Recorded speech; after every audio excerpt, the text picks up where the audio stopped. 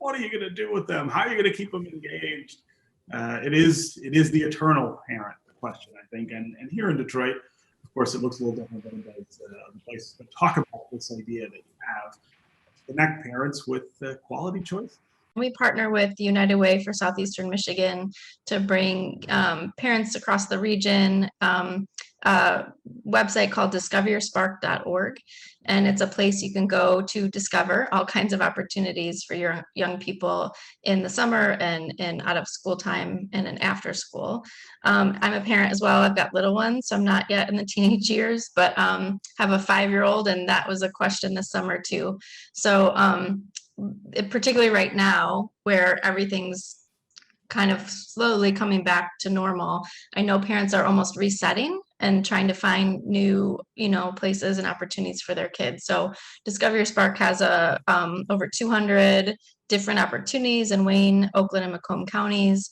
There's in-person, there's virtual, there's hybrid. It goes from pre-K all the way up to grade 12. So we really cover the bases. And for the summer, there's going to be a mix of, one-time like sports leagues or virtual STEM programs or cooking classes, but there's also going to be like the Boys and Girls Club or other school-based or community-based summer camps that you can get your young people involved in. So the connections that you're making here between parents and these organizations, talk about how that works and how it comes together. We should also emphasize this is free. You don't have to pay. Right. Well, I can let Tanya speak about the investment of United Way that does help make it free. And that is what is a little different about Discover Your Spark than some of the other summer camp locators. We know summer camp can be really expensive, $300 a week or more. And so Discover Your Spark was created really to provide the whole range of cost options. So you can search for free, low cost scholarship. There are fee-based programs as well. So we wanted to really cover the whole gamut for parents.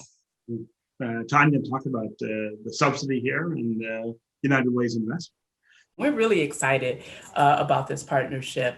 One of the things that I know is like this last year has been really hard on everybody with the pandemic, and parents have had to play multiple roles, and children have been inside, on virtual school, and they're ready for some really, really fun activities. And it's wonderful to be able to invest in a program like Discover Your Spark, because it provides so many options for young people and for parents to be able to go online and locate those options either near their home or their work. One of the things that we did last year was we did a virtual literacy fair. And as a result of that literacy fair, we also continued conversations with parents. The literacy fair was focused on parents and being able to give them enrichment activities or ideas for how to work with their children at home. And we continued having those discussions throughout the year with parents. And just from hearing from parents, like they're really, really ready and excited to have activities for their children to participate in. And so, just as previously, it's really just a no-brainer, an investment that is needed in the community, but especially now, given everything that has happened during the pandemic and, being isolated for so long. So it really is the right timing. Everything is just YDRC provides really great connections for parents to be able to identify those fun activities for their children. Sarah, I wonder if because of the pandemic, if it's harder to find and identify providers that, maybe some didn't make it through in terms of, being able to keep their doors open. They don't to get out there and say that they're still around. What did that look like? We're definitely still assessing the impact of this time period on the nonprofit community and watching that closely. The federal government is releasing a lot of dollars to schools and local communities to run summer programs this summer and after school programs. And so we're almost seeing a shakeup in our marketplace of out of school time opportunities, that there's suddenly more funding opportunities that have been available in the past, but the providers have they had to pivot to and really got locked out of a lot of schools this last year. So they've been doing virtual programming. Now they have to quickly shift, hire up staff, train staff. So our organization also supports those youth development providers with training and professional development, focused on making sure they're providing high quality programming for young people. So that's another role. And we want to make sure a high quality program for parents looks like safe, it's supportive. What I mean safe is physically, and you should ask about their COVID procedures because our young ones still can't get vaccinated, but also emotionally safe and then supportive. And are they building skills in the program, academic or sports, art, STEM, all those things that make them a well-rounded learner. Tanya, I wonder if you can talk some about community-wide, what this picture looks like in terms of providers, in terms of parents looking for options. There'll be a bit of a scramble, I think, at the end of COVID. Absolutely. At United Way, our goal is really to provide opportunities to help families stabilize households and ensure that children receive the resources to help them thrive in school and in life. And we've been providing those resources for a number of years.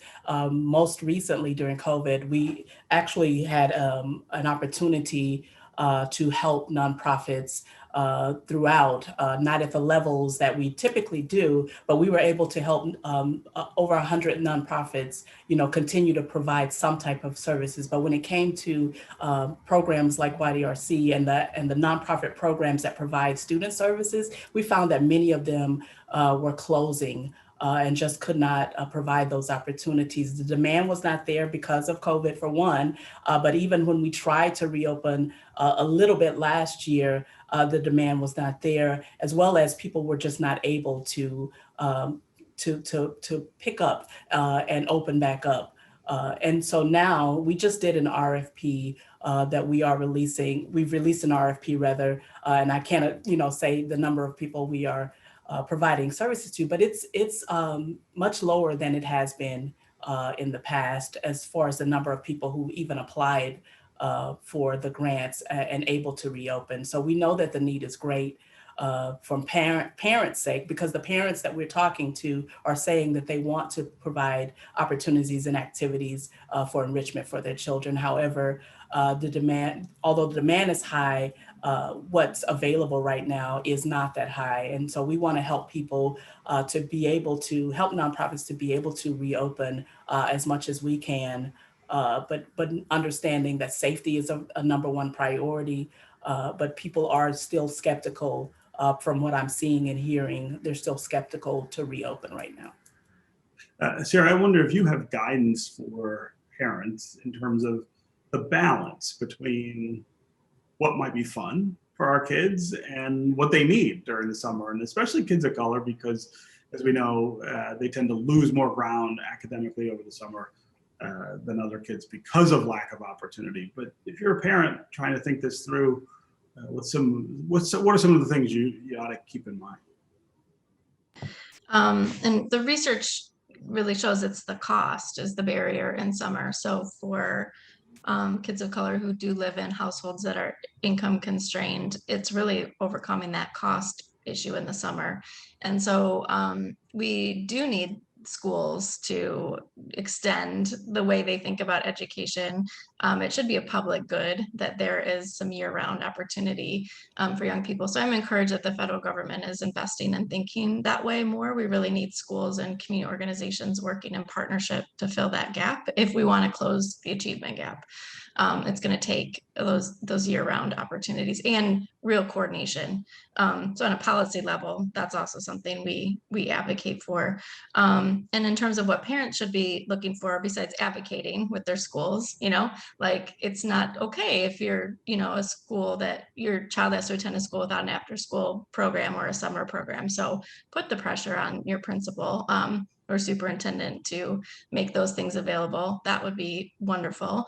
But also, ask your young people. I mean, my kid, right, like they're all so individual in terms of how they've managed this pandemic.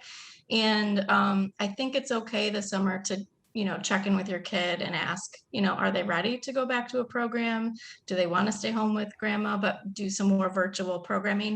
I think our narratives that kids are suffering under the virtual world may or may not be true for each kid, And so one of the positive disruptions of right now is now there's more choices in terms of virtual and hybrid learning.